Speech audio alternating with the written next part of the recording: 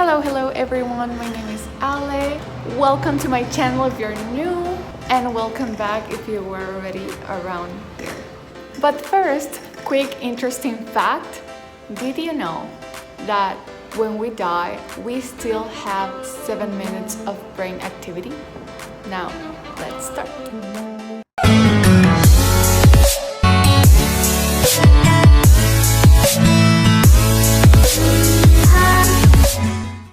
Today we're gonna talk about social perception, how we figure out people. Alright, so you might be thinking what social perception is, and we need to know that before everything else. So just let me tell you, social perception is how we form impressions of other people and how we make inferences about them depending on their behaviors and how they act on specific situations. Social perception is not just a face-to-face interaction. We are all the time involving ourselves in social perception just by watching TV shows, by going to a coffee shop. That's why reality shows most of the time are very famous. You get involved into other person's life and you try to figure out why are they doing that. And that actually happened to me a couple of weeks ago because I watched this TV show that's called The Circle. I don't know these people, I don't know who they are, but I was trying to know why they were doing that, why they were sending those messages, why they were doing that specific strategy. Okay, so with social perception, we also have to talk about nonverbal behavior. And nonverbal behavior is composed by nonverbal communication and nonverbal cues. So the question here is, what do we use nonverbal behavior for? To convey attitudes, to express emotions, to express ourselves. We also substitute verbal messages with nonverbal communication.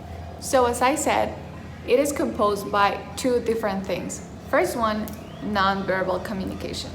It is as simple as the way how we choose to communicate in a nonverbal way without words with our friends, and it can be intentional or unintentional. So the other component of nonverbal behavior is nonverbal cues, which this part is the one that composes the nonverbal communication. So we can say that nonverbal cues can be our facial expressions, our body movements, body position, our different tones of voice, eye gaze, and the use of touch as well. Some people are really good at hiding their emotions from the surface of their face, but normally facial expressions are a really good source of information for us. When we are looking at other people, it's really easy to know how they are feeling. If they are feeling happy, if they are feeling sad, they're feeling angry. Even in a specific situations, it's very easy to know what they are really feeling, even if the words that come out of their mouth are not the same as what their face is saying. Even Charles Darwin said that facial expressions are universal.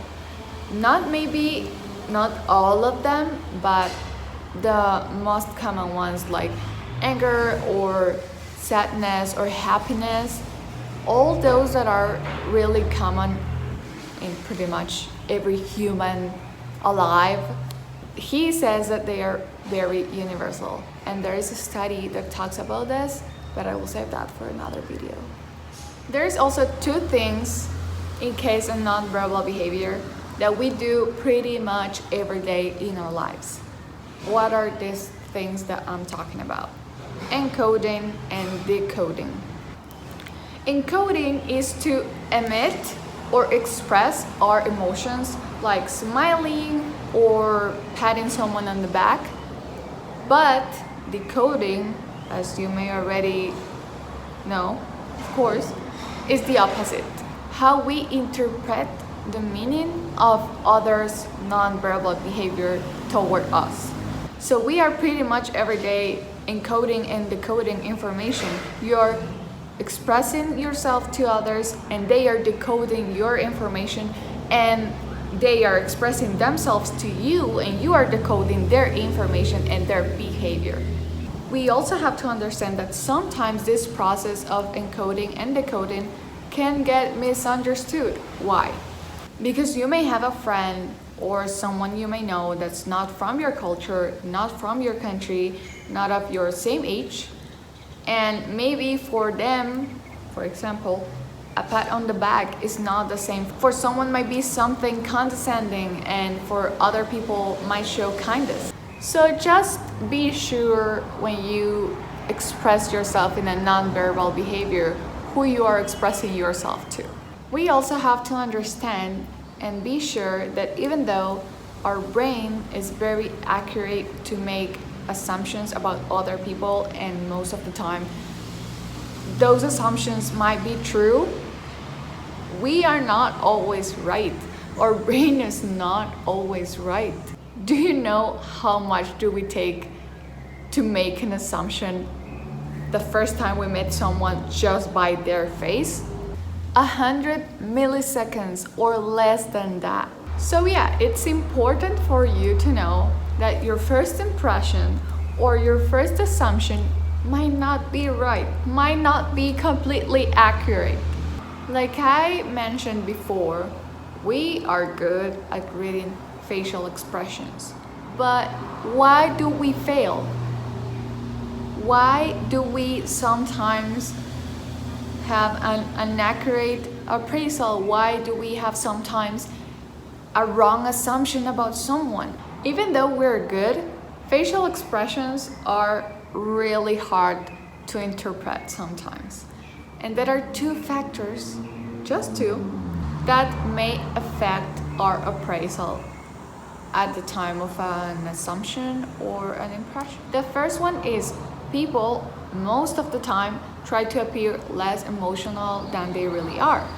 I think this is normal, and probably we all did it sometime with a specific group, with a specific situation that we gone through, and we just do it because we try to control our emotions. If you have to go to university, to school, to work or whatever, and you just got bad news, you're not gonna go around crying to everyone what just happened to you. Of course not. So everyone tries to control their emotions when they have bad news. You probably are not gonna share your bad news with everyone, maybe just with your family and with your friends. So if you're at work and you got bad news, you normally are like very happy and very talkative. Probably the first thing that comes to their mind will not be, oh, he or she might have bad news for something and he's just feeling bad or whatever. No, we as humans, all the time, we always think the worst. We always think the worst. And if someone is not acting the same way with us as they were before, we will probably be like, oh, like he might be mad, like I didn't do anything, so maybe it's just his problem, it's just her problem. We lack empathy sometimes, believe it or not, when we are talking about things like that. And the second thing might be someone is displaying different emotions at the same time. The second factor happens because of a thing called affect blend. This is when we have a facial expression that encodes two different facial expressions. That's really weird, I know. This is when one part of your face is registering one emotion and the other part of your face is registering a different one. So you're portraying two different emotions at the same time. Alright guys, so this is a really extensive topic, so we'll probably do another video about social perception and nonverbal behavior. I hope you like this video. Let me know if you like it on the comments, and don't forget to like and subscribe. I will see you in the next one. Bye!